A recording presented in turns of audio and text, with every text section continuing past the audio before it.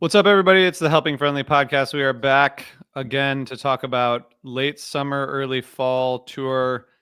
I labeled this one early fall 2025 to make Brian happy. So, Brian, did that work? It definitely made me happy. I saw it this morning and I was like, all is right in the world. This tour technically ends at the start of fall. So like, why can't we call it fall tour? Brief insight into HF Pod text feuds. You know, RJ does this great thing. You make a suggestion and he goes, will this actually impact your life? Do you care that much? And you have to then step back and be like, man, my dad is really asking me, like, does it matter that you get like the extra donut that your sister got? Like, does that matter to your life? And you have to like really be thinking to yourself, like, am I a mature grown man? But if you or had am said I yes, like a child? but if you had said yes, I would have done it. I just wanted to know if it like how. Well, I think that the important it question was the implication that yes, it does impact my life, but like then you ask me, and now I have to like look in the mirror and be like, well, does it? Like, how much does it? Like, am I really willing to get that? Listen, I think it's fine. I really was just asking. I just wanted to know. Like, I wanted to know if I change the title of this episode, how much happier will you be? There's no shame implied in that question at all, RJ. None. Totally. None. You know how much happier I'd be. It would be correct. I'd be very happy. You know what I realized? I was going through nugs.net the other day trying to see if Goose had gotten around to posting their most recent show, because I guess, you know, we just don't need to have that within 5 minutes of a show ending. We can just wait.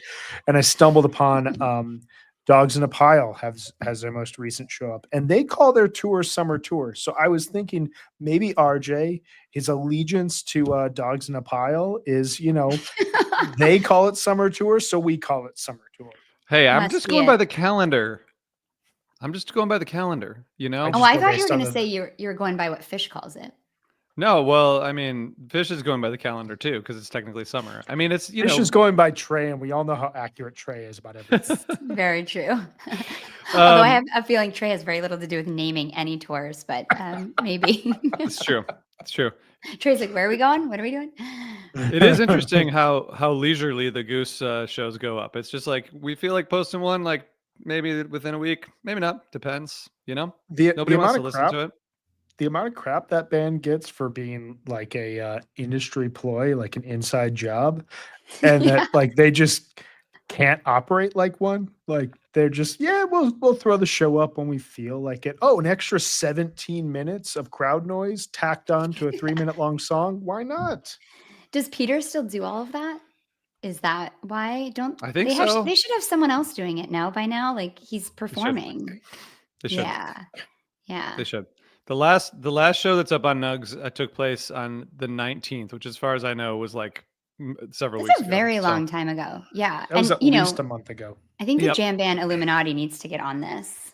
It is happy fall, everybody, because it is fall now. So I'm just happy. I'm happy that I'm here with you. And we're discussing the tour in the fall. It's your favorite season.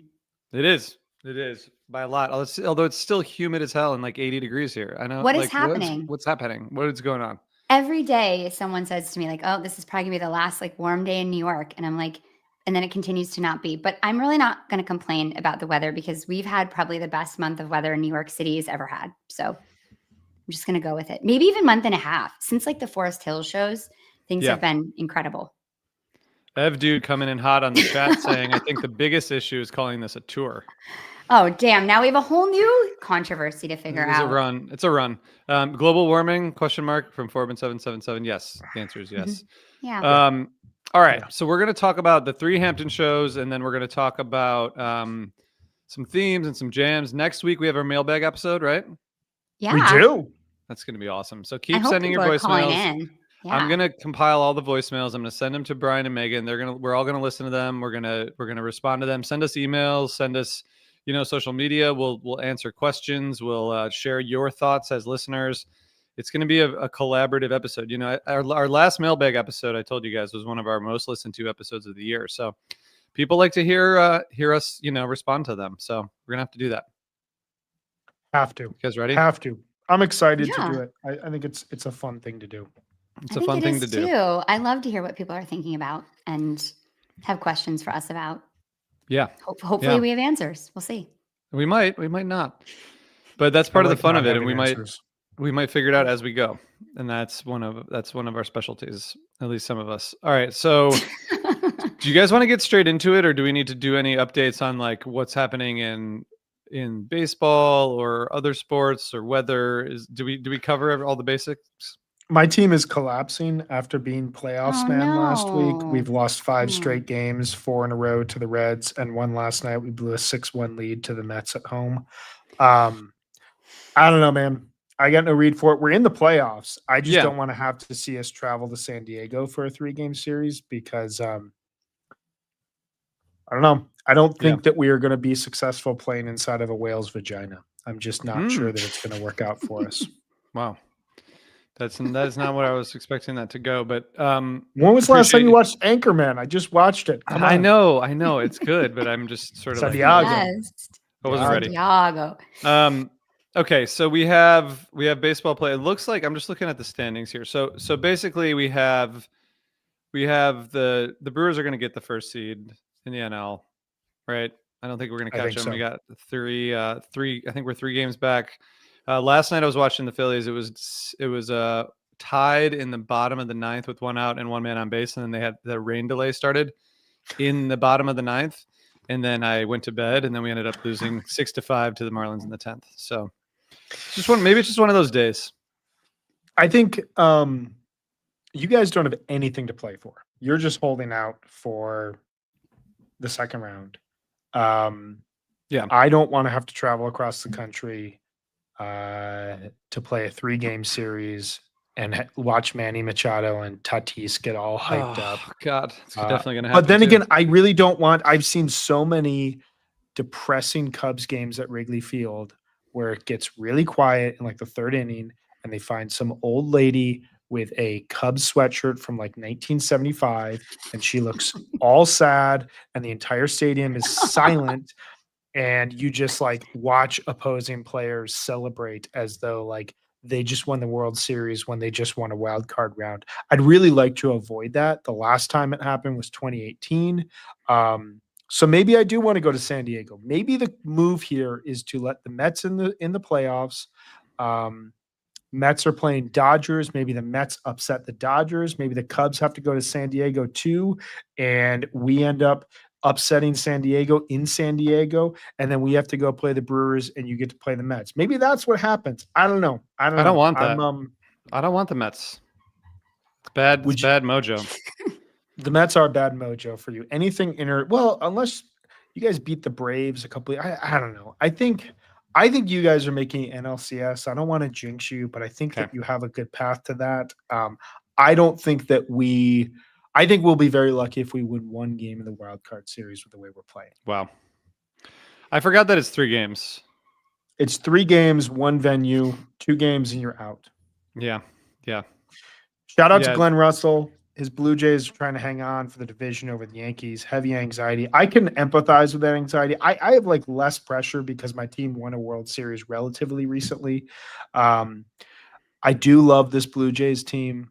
I really would like to see Kevin Gausman pitch deep into the playoffs. I'd love to see that stadium go crazy in the ALCS and in even the World Series if they can make it. If Blue Jays Mariners ALCS would make me very happy. All right. Well, there we did. I don't even know if that's it. Possible, but we'll see. We did it. We like really ran through this, and I appreciate that. I could keep going. I know. But Megan is, I disassociated for a few minutes. Patiently waiting for us. Okay, so let's go to Hampton. Are you guys ready to go to Hampton? Yeah. Because we got a lot to talk about. First time at Hampton since 2018, right? Yeah. 7 years. Mm-hmm. 7 years. We got a 3-night run. And it might be the last too. Apparently, they might be knocking it down. That's what I hear. Really? It's the word on the street. Mm-hmm. Wow. Yeah. Maybe I don't know they should play there one more time before they knock it down. I know. Yeah. I didn't hear any of this chatter. Yeah, that's what I've heard. That's what I've been hearing a little bit about. I guess it was really hard getting into the venue. Yeah, I did hear that. Oh, I have to cover the AL. Yeah. I don't even know what that means, but I appreciate the yeah, support. You're doing great. Yeah. You're already covering it. Okay. Good. Okay, so let's just go Just straight glad into she didn't this. read that as I thought Meg would cover the owl. Yeah, it's true. See, I knew something. I know American League. American League. Really good. Yep. Good job. Yeah. Okay. Okay, so we're gonna get straight into it. We're gonna talk about some themes and we're gonna talk about some jams. We'll talk about all 3 shows, of course. And then next week we have our mailbag episode. And then after that is a Rushmore. Is that right, Brian? That's right. We are back to Rushmore. And it's our new format for Rushmore, where we are deciding collectively before we go live. I'm prepared for you guys' answers. So we have not started. I'm guessing. I haven't spoken to RJ about this, but I would place a wager that RJ and I have not started the Iculus work yet. But yeah, I'm Iculus excited. is coming next. I'm excited to do it with you guys and to think about it and to think about this song that I've never heard, despite seeing this band for 30 years. I sat on my couch about a week or so ago, 2 weeks ago, 3 weeks ago. I don't know how far in advance I get prepared. And I watched baseball and I listened to every single Iculus in a row. It is possible. It's very, very stress-free. 2 hours it took you? About 2 hours. I mean, it's 2 like it's 4 minute max, and there's 38 versions, 28 versions. I mean, it's not a lot. Yeah. I have my 4 that I want to throw in there. So I'm ready. But I will listen to some too. Okay, sorry. I didn't even know you're already done. No. Okay, I haven't listened. I haven't listened back. I'm just ready. I'm ready. Let's do it right now. You guys ready? Let's do I'm ready. Rushmore. I've got my list. I've got it ready. Yeah. All right. I'll fake it. Let's go. Let's talk about Hampton first. Okay. So we're going to talk about a couple themes. I'm going to go first. Can I go first? Yes, please. You can go first. I never go first. You guys cool if I go first? I never go first. I always kick it to you guys. So, we're going to mix it up. Okay. So here's what I was thinking listening back. I can't think of another run where there are fewer kind of big, huge peaks than this 3-night run. And I was thinking about this in terms of like, there's a lot of soft peaks in this run. They're slightly lower tempo, kind of less like blowout, huge kind of rocking peaks. It happened more with some of the shorter songs, like with Ghost and Chalk Dust on the 3rd night. But these bigger jams are really like kind of soft and atmospheric and really like great, but there wasn't a lot of those builds to like huge rock peaks that we're used to. And I wonder if that's actually like a positive because they're just pushing into different places and not going to like the place where they kind of normally go. But I'm curious if you guys agree with that or if that was anything that you heard based on these 3 shows. Yeah, that was actually my first theme and my biggest theme from this tour is or this leg of the tour, I should say, is that I think over the summer, they were really, using that melody that Trey was finding a lot to build to these huge peaks. And the first night, I thought that's where we're going to go because the tweezer has that. But the whole rest of the tour, I think the highlights of this run in Hampton, the highlights to me were really the patient, super melodic, really sophisticated, really contemplated jams. And most of them did not peak. And I think that is a huge change from the summer, absolutely huge change. And I think even if you look at this whole kind of fall tour, the examples of that, I think that are the most interesting are like the Carini Light Sand from Alpharetta Night 2 and the Scents from Night 3 at Hampton. Those are my favorite jams from this whole fall tour. And I think they're really different from anything that we heard this summer in terms of patience, especially, and intense democracy between them. I think it's kind of like this combination of like the melody that Trey's been working on, Fishman playing so creatively, but also balancing when he needs to be a kind of grounding background force or like a propulsive driver. I think he's really nailing that, especially like in this fall tour. And Paige is just so atmospheric. And I think Mike is really taking a lead on those kind of more funky, up-tempo, shorter jams in a way that's like balancing so well. I just find it really interesting. And I totally agree that the jamming feels different than it did this summer. Yeah, no real pushback for me. I think the only thing I'll say, so I immediately dove into reworking my Best of Fish playlist and overall list because why waste time, dive into Fish. That was immediately what I did. And the one thing I wanted to do was go through, I haven't done this in years past, is go through the jams that were initially on my list and then fell off into the honorable section just to see, what still holds up as the year has gone on. And one thing I noticed listening chronologically is, especially in spring and especially in summer, the best jams I had logged all had the kind of peak you're talking about, Meg. And immediately once we jumped into the September run, the fall tour, the fall run, the late summer run, however we're describing it at this point in time. Once we jump into that, everything mellows out and the focus of the jams become, it's still melodic driven in a lot of ways. Like my favorite segment of the overall tour is that Sigma Disease Life-Saving Gun Pillow Jets that holds up even through this weekend. But even that, like, it's driven by melody, but it's driven less by how do we kind of all coalesce around a melody and build this up to a shimmering peak, and more how do we kind of like extend this and explore what's within here. I think, to your larger point about Hampton, the two strongest segments I heard through the weekend were that middle part of the tweezer, like 15, 16 minutes. There's a lot of really cool synthesizers that Paige is using. There's this loop that Trey keeps going back to, and it's kind of building, but it's not really building with intentionality. It's more just like, let's jam within this space and just see kind of, if we keep doing this over and over again, where it will ultimately lead to. And it leads to probably the most complete multi-part jam of the weekend as a result. But then on Sunday night, though, what's going through your mind and Sense and Subtle Sounds. Thank you. The former has a bit of a peak towards the end, but the latter is all driven by melody and interplay around that. And it's very, very, to RJ's point, it's especially the sense is peakless in a way that I'm excited by. And I think, who knows what 3.5 months off will feel like, within this style of music. But I think wherever their heads are when they take the stage at MSG, what we keep hearing the band pushing towards in this week-long tour, if that is still a part of their jamming style, it should yield even better results going forward.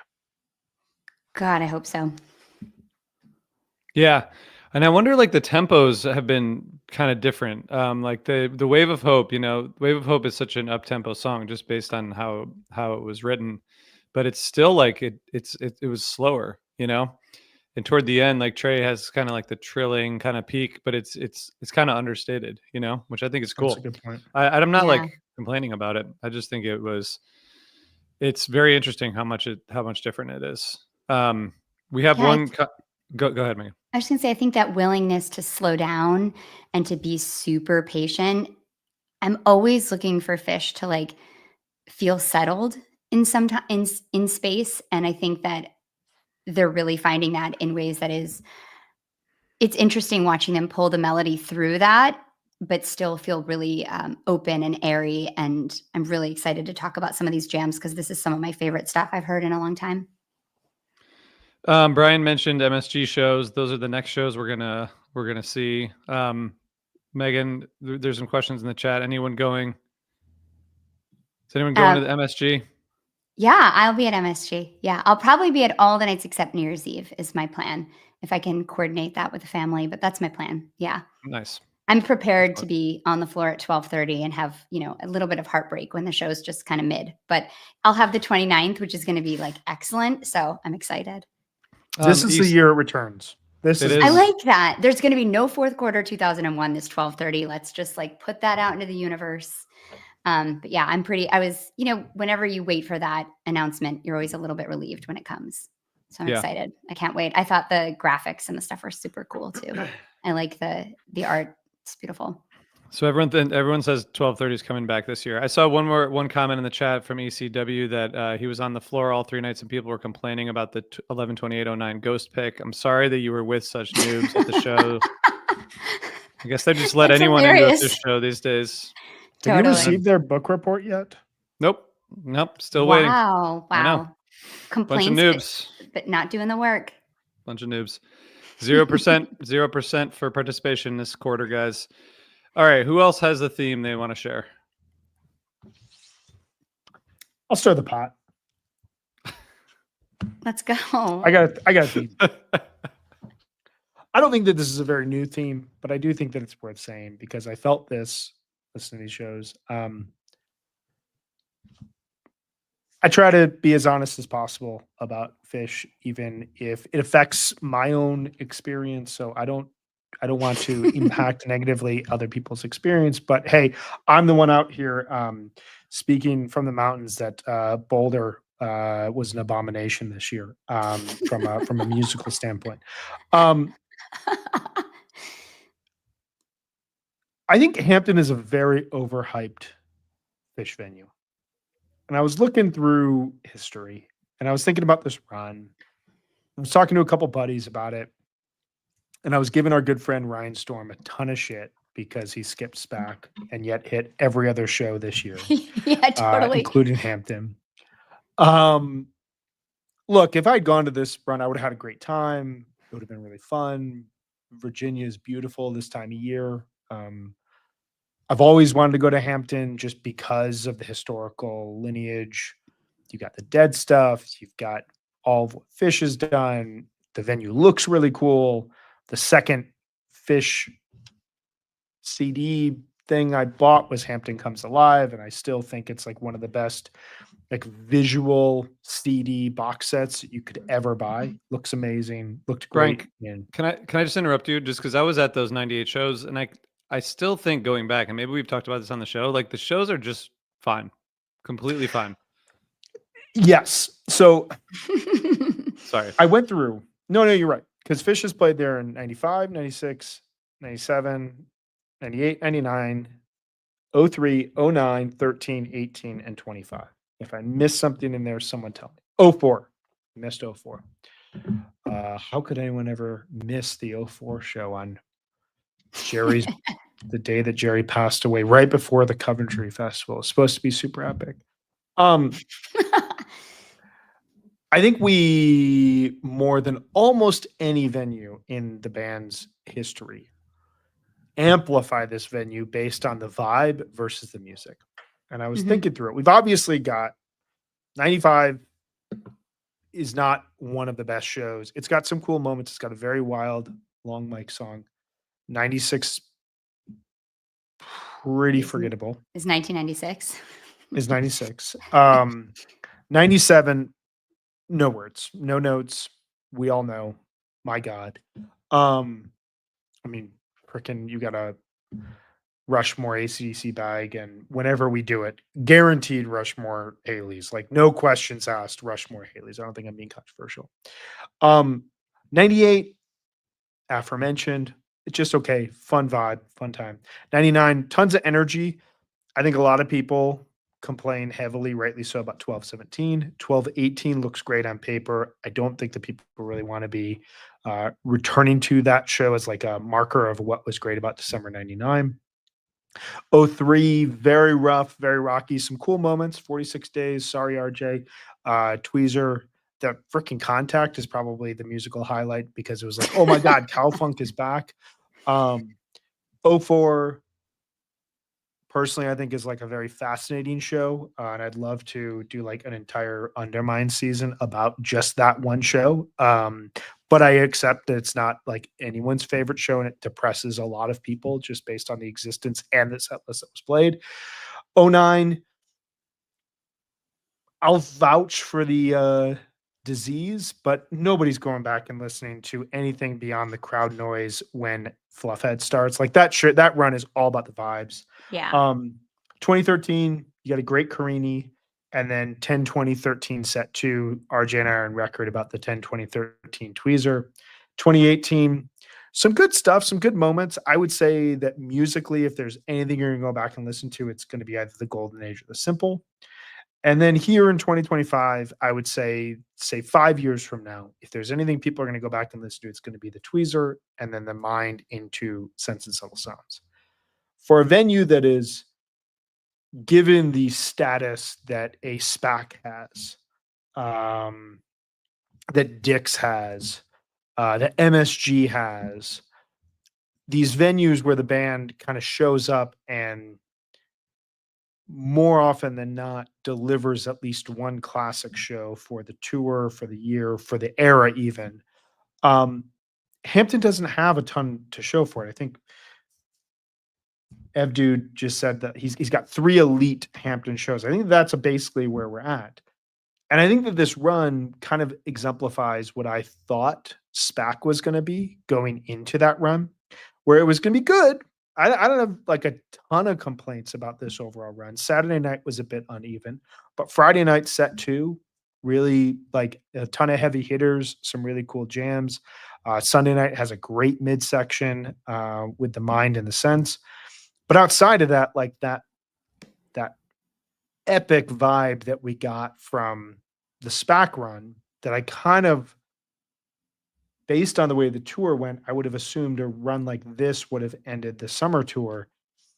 I feel like something was missing here. And I feel like something is missing from the Hampton historical aura that we talk about with this venue. When it really comes down to it, it is a out of the way, inconvenient, outdated, old venue with apparently terrible food, according to the chat. I don't know.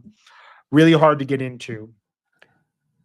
Where the band very occasionally taps into the supposed magic of the venue and delivers something that we can all come together on and say, that is Hampton Fish. Thoughts? Am I being too hard? Am I being too... No, I think it's a venue that both suffers from and is given credit for a lot of nostalgia and a lot of lore. And, I think even 1230 suffers from that in a way, that when things have high expectations, we expect Fish to meet them there. And for me, I felt like there was like a decent amount of celebration in these shows, a lot of energy. And it seemed like opening with this huge nod to the history there in 2009 was cool and fishy in a way that I love, when they want to nod back to their history and have like a little like, we know what this means to us and we know what this means to you. I think that that's really awesome. But I think that when you have a run that ends the summer tour like SPAC, I think that it's pretty hard to then have another 3-night run that's going to meet those expectations. I think that the only thing I want to add to Brian's Andy Rooney that was amazing segment is just the Dead, obviously the lore of the Dead at the venue is a huge part of the lore of the venue, right? So like it's almost like if the Dead had played Dicks, can you imagine like how much more people would love the Dicks? Yeah, just because like so the Dead played 21 times there between 79 and 92, including like the famous shows in 89. So I feel like that's a big part of it, and it's a GA venue. It's kind of like, one of these old arenas that's kind of going by the wayside. So I feel like a lot of that stuff is part of it. And I think if you look at the shows, you're right, Brian. Like I'm really glad I made that trip in 98. I watched the Ohio State Michigan game at a Hooters in Hampton because like that's like because like that's what you do, like that's the kind of place Hampton is. But the shows were like fine, so I don't know. I feel like the whole like jam band kind of lore of Hampton is a much bigger deal than even Fish's time there. But I do think if you look at the music, I pretty much agree with you. I mean, the 97 shows are just, like you said, no, there's nothing to say about them because they're just perfect. But yeah. Well, maybe that's enough. Like up and down. to kind of cement that, like what you're saying about the history, and then having like one epic run there. I don't know, maybe that's enough, and I think Phish fans are uber nostalgic. And so I think that, they want to buy into that. And I think that I'm sure the energy in that room was like amazing. And I think it has so many fun things about it because it looks cool. It has like a nickname. It's like, it's definitely got a vibe.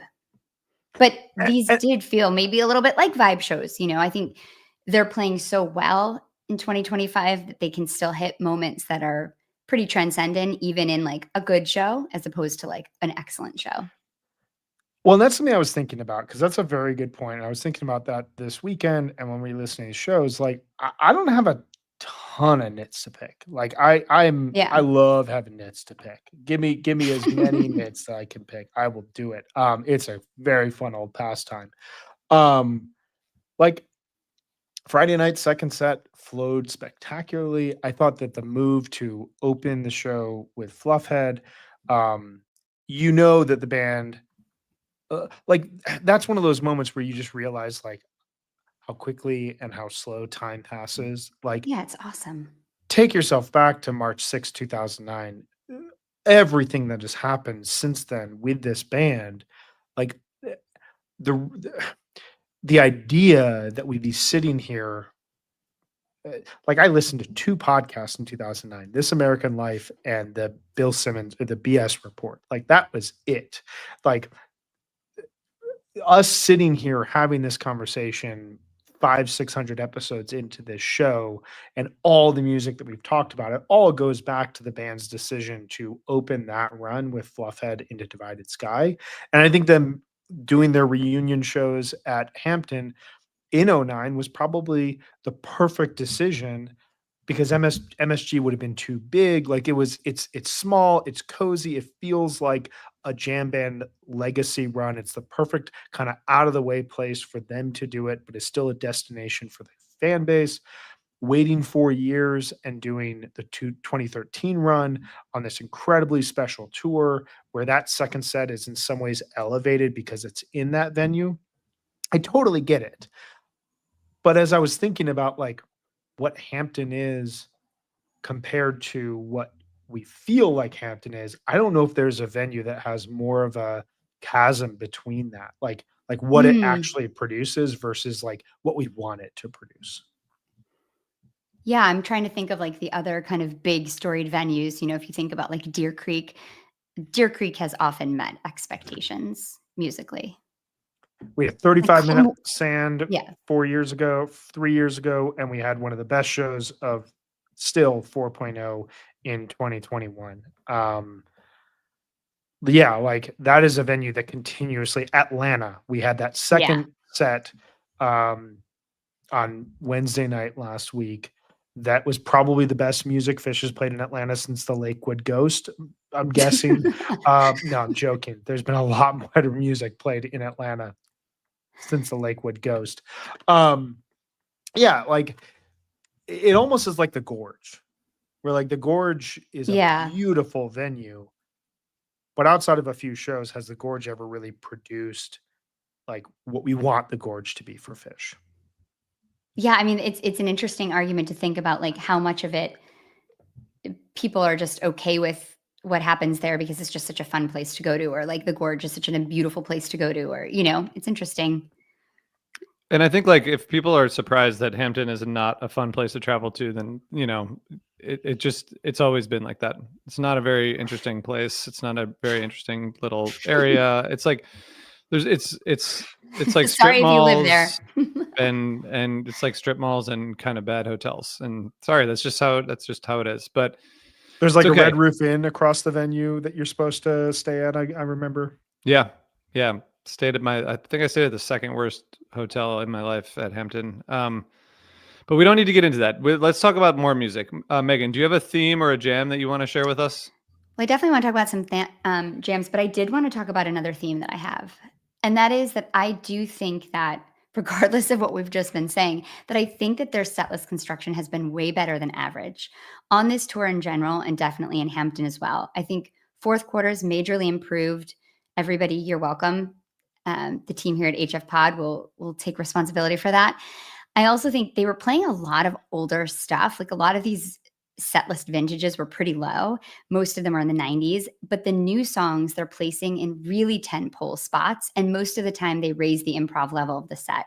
Thinking about like Life Saving Gun, What's Going Through Your Mind, Ether Edge, all of those have really killer moments in these Hampton shows. And I think that Trey's just doing a really great job placing those songs well and finding where they belong in set lists to kind of like bump the set up, which is great. Nice. Yeah, good point. Because I just caught up today, which is I think surprising for any people who probably listen to Fish besides me. I think Hampton was one step down on the fourth quarter. But I think it was still better than a lot of those summer shows. The Friday night fourth quarter was like I didn't go past the tweezer return. I think you should listen to the rock and roll. It does have a little bit. Okay. It has enough of a bump, but yeah, I was gonna make a joke here that if you remove Friday, Saturday, and Sunday's fourth quarter from the argument, it works. But no, I would disagree. I think actually that tweezer, Ruby Waves, No Man, tweezer, Waste, and rock and roll. I'm not going to complain about that. You have a ballad and then a better set closer. There's no Possum. There's no 2001. It's not the same thing they've been doing every time. So I'm going to go to bat for that fourth quarter for sure. And I do think on Saturday, the segue from Beneath the Sea of Stars into Gotta Jaboo, which is only a carrot right now, it should actually be a full segue on Fish.net. I'm going to have to get in touch with my new bosses. That is one of the coolest and most inventive segues I'd heard, which was only surpassed one night later. But I thought that was very, very cool. There was no rhyme or reason that we should be going into Gotta Jaboo, and yet it worked perfectly. It shouldn't have worked. Yeah. It doesn't make any sense. It sounded cool. Right. It was cool. But it sounds cool. And then, just some party vibes like to send you off. But like Susie to Julius is about as fourth quartery garbage time Fish that you can anticipate. I'll give you that for sure. I'll give you that. That's like, let's just pull the starters. We're putting on the guys who were just in the G League last week, and we're letting them chuck a bunch of threes, and we'll see what happens. Sunday's like, Trey's like, guys, I did this cool thing where I played Ghost in the fourth quarter. I'm going to do it again. Yeah. I mean, I'm like, didn't you just do that? That part of the Alpharetta show, that Ghost it's amazing. I mean, it's awesome. Really, that's like a killer fourth quarter. Both those fourth quarters in Alpharetta were really good. Yeah. I think to your point, the fourth quarter Ghost was the previous one was in Birmingham, which was great. That's an amazing version. And that comes out of one of the best third quarters of the year. I mean, I think the challenge is, and I think this is like the broader challenge of this tour. And I think maybe we could talk about this and the music. I don't think anybody expected Friday night at a festival in Louisville to be a great show. No. I don't think anybody was looking at the 2-night run in Birmingham as like a standout run of the overall year. And I think you get this above average show on Friday night in Louisville that sets, oh man, they like really came to play. That Choctaws Torch is super interesting. Night 2 in Birmingham, I would say is the best show of the overall tour. From a flow standpoint, I think that second set is amazing. That full segment just blows me away. Sunday night, a little bit of a step down. Tuesday night, kind of a mess. Still don't understand what happened with that Bowie that had real potential. And then Wednesday, oh my God. Like you play Bowie in the second. I was just like, that was such a fuck you. Like, I don't know. Right. Just like, and they even got there. Like I had like 15 texts coming in of like, are they actually doing it? Are they really doing it? Oh my God, I think they might do it. Oh my God. Oh no, Trey's just going back into Dave Bowie. No. But night 2 in Alpharetta, that second set, I think that's the best set of the run. I would say of the tour overall. So you have these like surprising high moments, which reminded me in some cases of the way Spring Tour 2023 started, where, I don't know if we were all very high. We had issues with sprint with 2022 overall, and I don't think anyone was expecting what they came out and brought to the table in Seattle 2023. And then Yeah. obviously first night of the Greek has the 40-minute or 43-minute tweezer into a 20-minute simple. And then you had big jams on top of that. And then the tour ended with a really strong Hollywood Bowl, finale, that run. This tour started to feel that way. And rather than like, I don't think Hampton was a bad 3-night run, but I don't think it like built off of the great stuff that came before it, which we've seen them do in the past. And so maybe an unfair observation, maybe an unfair expectation. That's kind of where I'm at. Well, I think anytime, ending a tour, I would say the last 2 summers, like think about how they ended Dick's last summer and then think about how SPAC ended. They know how to peak a tour at the end. And I think that ending at Hampton had big expectations because they've been doing it lately, I think. Yeah. Okay, let's get a few jams from everyone. Who wants to go first?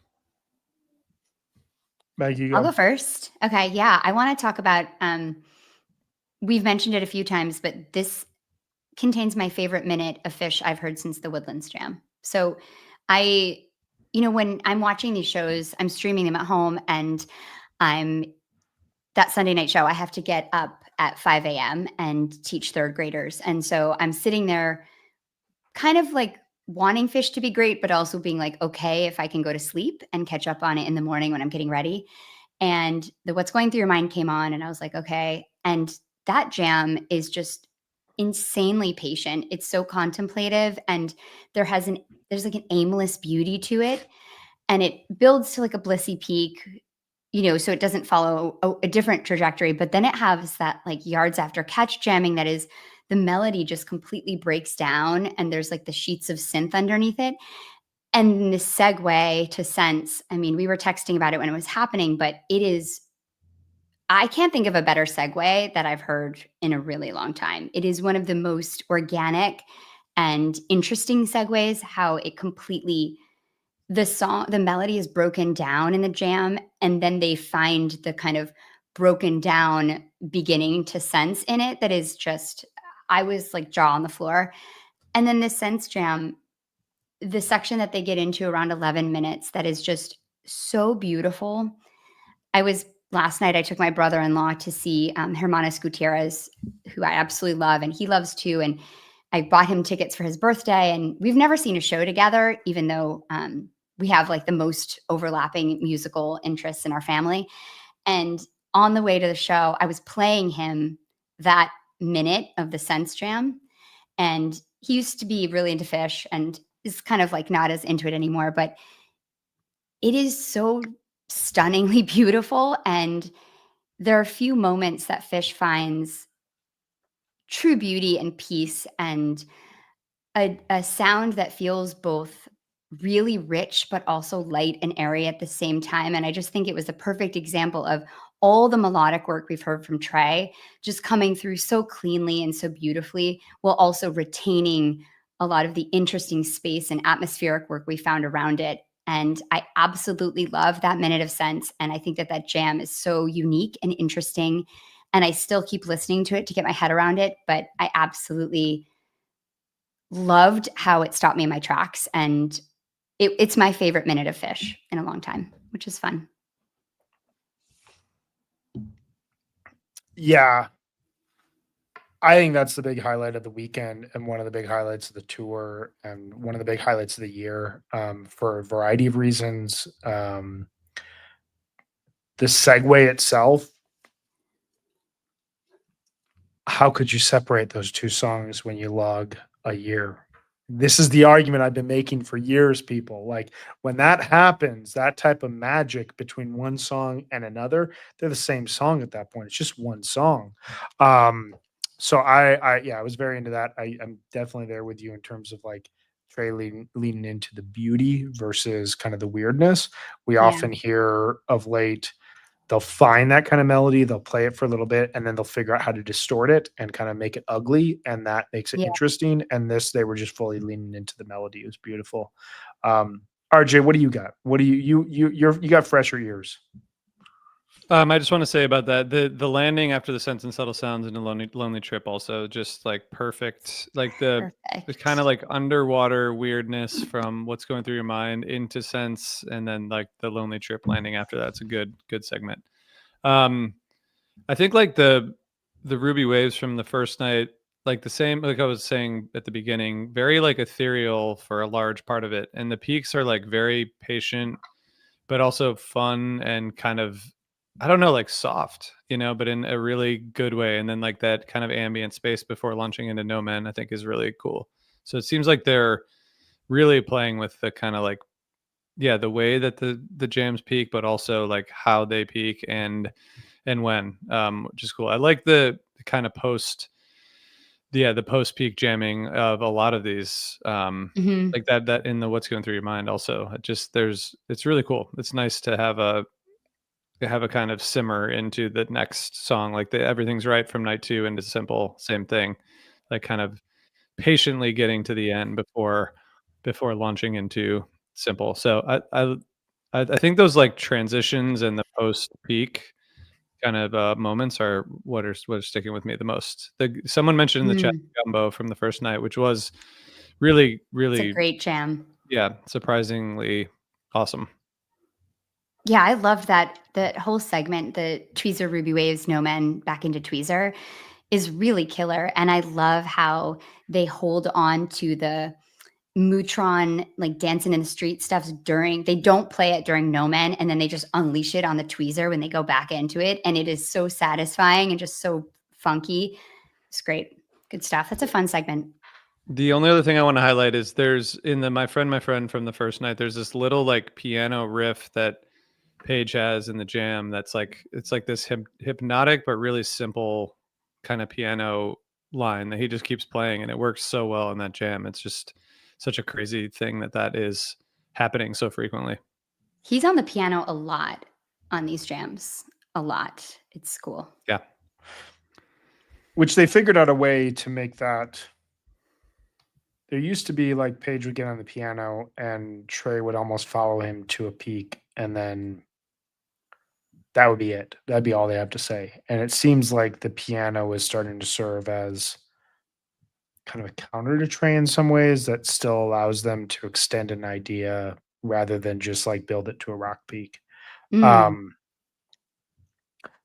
don't want to rehash the mind sense. The tweezer, 27-minute tweezer in the second set, that's always going to be a special thing. And I thought the middle section where they got into weird synthesizer and looping space was very, very cool. But I just want to shout out Simple. I thought this was a really, really cool Simple. I was just looking through the jam charts. We've had some great versions here in the 4.0 era. It was, I don't know how many people remember this, but it came after Disease to open the second set on the first night of 4.0 in Rogers, Arkansas. And that was a version that like, there were a lot of weird synthesizers, a lot of weird noises that were emerging.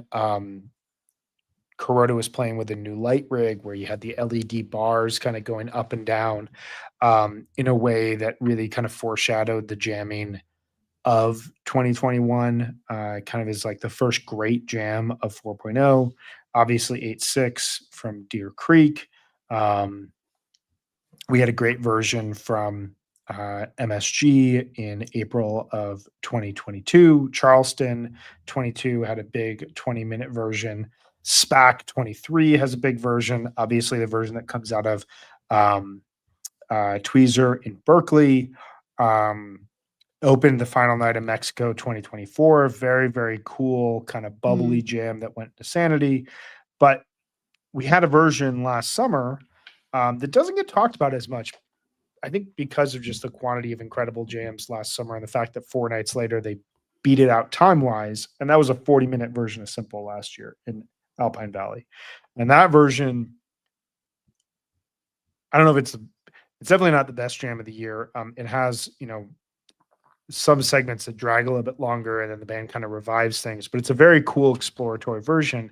And I was thinking about it, like, since then, Simple is kind of served as kind of a segue and kind of an idea before they get to something else. And this felt like the first version since that Alpine version. So, 14 months later, that they really just were like, okay, let's explore what happens within Simple. Let's see what this song means and what this song does. And you get some great Trey leads, you get some really cool effects, you get some great interplay with him and Paige. Meg, you said this earlier. RJ, I think you said this as well. Like, the way Fishman's been playing, it means that, as the band starts to explore the inner workings of a jam, Fishman has this kind of space and this ability to come in with just like crazy ideas that elevate a jam to another level. And I think you got that within this Simple to a degree. The way it then goes into, fades into a wave of hope and then comes back out of a wave of hope and then informs where Beneath a Sea of Stars is going to go. It just felt like the meat of that second set. And it felt like, we are definitely being more critical of this run than I think we would have been had this run been played in 2022 or 2016. Like, you put this run in a different era of Fish, and I think there's a lot more praising. Ev Dude said it, that like, it's almost like a good problem right now how good Fish is playing, because you just have to end up being critical of like good music, just to like put it in proper context. And that all said, I thought this Simple was some of the more interesting music played, definitely on Saturday night, and I think on the run overall. And if you haven't respun it and re-listened to it, it's definitely something worth checking out. It was in my top list of jams, like my third favorite jam from this Hampton run. And it's funny that it kind of eclipses the Wave of Hope, which is like the new shiny toy. But I think it does. It's better. And I think it's a perfect example of Paige leading the peak and Trey getting to add dimension and texture, which I think is really fun when they get to do that. The other one from that night is, I love this Beneath a Sea of Stars. I love how spacey and eloquent it is. It's just, and we talked about the transition to Boo, but I love this version. I love when they play like this. All right, so let's give everyone a final takeaway from this late summer, early fall, post summer, pre MSG tour run. Can I do a ranking of 3-night runs of 2025 as my answer? Oh, yeah. Sure. That sounds fun. Sure. Do you want me to go top to bottom to top? What do you want? How many are there? 7. Bottom to top. Okay. Number 7. It's a big one. Boulder, Colorado. Unquestionably the worst 3-night run of the year. Probably the worst run of the overall year, multi-night run. Amazing vibes. I had a great time. But it's going to be hard for really anything to be more than an honorable mention by the end of this year, especially if we have a big MSG run. Coming in number 6, Hollywood Bowl. Some cool moments. Ether Edge is officially, fully, completely a jam vehicle. The Fuego Encore was really cool. The You Enjoy Myself and the Twist was very cool. There's a great light from night 1, but I think we can all agree that run just doesn't hold up. The puzzle pieces don't connect in the way that we need them to. Hampton, number 5. We've talked about this. I think it's a good run. I think everything here to the top is good, but a couple of these are not great, capital G. Number 4, Chicago. I briefly considered going to this run. This has one of my favorite jams of the year in the What's Going Through Your Mind. Some really cool segments. The second set from night 2 works in a way that it almost shouldn't. Kind of one of those let's throw a bunch of ideas at the wall sets, and sometimes those work and sometimes those don't. Night 3 is a little bit of a mess, has some really cool moments, but a little bit of a mess. Also, go fuck yourself, Jerry Reinsdorf. Please just sell the team. Get the hell out of here. We don't need you anymore. We don't want you. Nobody likes you. You don't do anything good for this city or for this team. Get out of here. Number 3, Charleston. This is the embodiment of solid Fish. There's really nothing that you can pick apart about this run. But when you look at this compared to the fact that night one of The Man coming right after is going to have one of the biggest jams of the year. Just before, you have 3 huge 20+ minute jams in Columbus, of all places. Columbus, Ohio. What's in Columbus? You tell me, RJ. Charleston's got like 2 30-minute jams that are basically like 1.5 type 1.5 jams. That's a strange thing. It's a little bit of points deduction there, although I do really enjoy 713. Number 2 might be a surprise to everyone out there, but we're putting Manchester, the opening 3-night run of the summer tour. Here's my argument. You've got an incredible life-saving gun and twist in set 2 of night 1. Real preview of kind of where they would go sonically. This like emergence of life-saving gun as we've always wanted it to be one of the big jam vehicles. We have a 19-minute just killer version on night 1 of the tour. Night 2, you've got a solid Carini and a very good A Wave of Hope. And night 3 is, I would argue, one of the best shows of the year. Classic upon classic set 1, followed by a tweezer sandwich in set 2 that has some of the best music of the year. Really sets up summer 2025. And then number 1, SPAC, without question. Probably the best 3-night run that we've heard the band play since Dick's 2012. I can keep gushing, but we're already 11 minutes over our proposed 45-minute podcasting time. And you answered my one question with an 11-minute answer, so we would otherwise be exactly on time. I have to go back to Manchester. I remember that twist, too. but I feel like I haven't spent enough time. I remember being pretty floored by that twist and that gun, but I have to go back now. This is inspiring me. Yeah, this is a hilarious comment. I still don't know what song Ether Edge is. Sorry, that cracked me up when I saw it pop up in the chat. I was like, that really is good. So funny.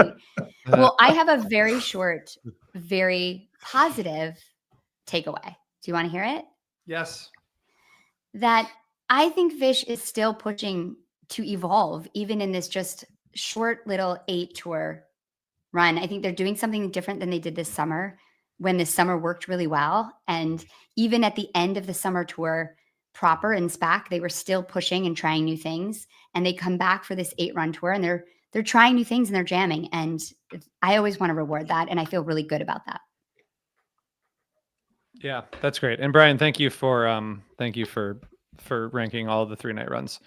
Yeah, that was cool. I mean, continuing to, just to piggyback on what you said, Meg, I mean, just continuing to like evolve the sound with like from summer. They could have just continued to do exactly what they were doing this summer, which wouldn't have taken, I mean, it's obviously hard what they do no matter what. Great point. That's what I'm saying. Like they just kept doing it. But they didn't. And they changed. They're amazing. Yeah. I mean, they're always evolving, even when it's working. You know? Yeah, exactly. Even when it's working. The other thing that's working is you guys all sending us voicemails and comments and other things you want us to talk about on the air. So keep doing that. The number, if you want to call and leave a voicemail, is 484-416-0488. Give us a call, leave us a voicemail. We're going to go through a bunch of them next week. It's going to be fun and chill. So if you guys like fun, chill stuff, you'll be here next week with us. We'll see you guys then. Thanks for joining. Bye. Thanks, everybody. Bye. Thank you, guys.